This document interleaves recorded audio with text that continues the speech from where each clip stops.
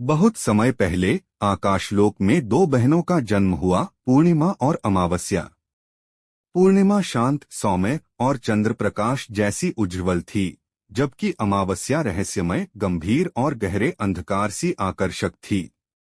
दोनों एक दूसरे की परछाई थीं, एक प्रकाश की देवी, दूसरी अंधकार की। इन दोनों बहनों का जीवन पृथ्वी के राजाओं से जुड़ गया। पूर्णिमा को प्रेम हुआ वीरगति प्राप्त कर चुके योद्धा के पुत्र राजकुमार वीरेंद्र से, जो शांत और धर्मनिष्ठ था। वहीं अमावस्या का मन आकर्षित हुआ एक रहस्यमयी और तेजस्वी राजा शौर्य की ओर, जो रात की निःशब्दता में जीता था। एक दिन देवताओं ने निर्णय लिया कि इन दोनों बहनों का विवाह पृथ्वी के दो महान योद्धाओं से होगा। इसके लिए एक दिव्य परीक्षण रखा गया। पूर्णिमा को घने वन में ध्यान करना था, जहां उसकी आभा से चंद्रमा प्रकट हो। वहीं अमावस्या को एक काले रथ पर आकाश की यात्रा करनी थी, जहां से वह रात के रहस्यों को समेटकर लाए। पूर्णिमा ध्यान में लीन हुई, उसके माथे पर चंद्र तेज चमकने लगा और समस्त वन चांदनी से भर गया। देवताओं ने इसे स्वीकार किया। अमावस्या ने अंधकार के बीच यात्रा की और चुपचाप रात के रहस्यों की ऊर्जा लेकर लौटी। उसका चेहरा रहस्यमय चमक से भरा हुआ था।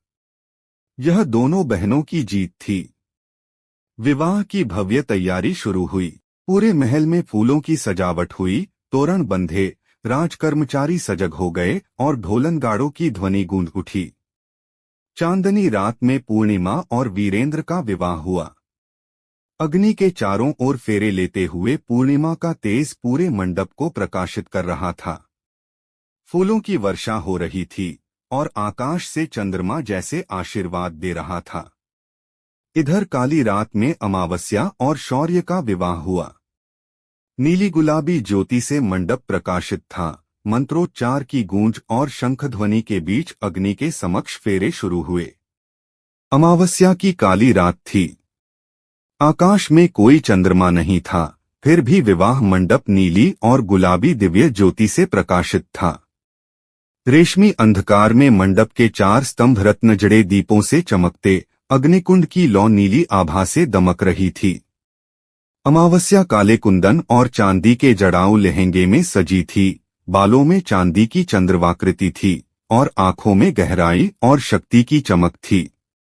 शौर्य गहरे नीले रंग की राजसी पोशाक में, कमर में रत्नजड़ित तलवार और मुकुट पर रात्रि का प्रतीक चंद्रकला धारण किए था।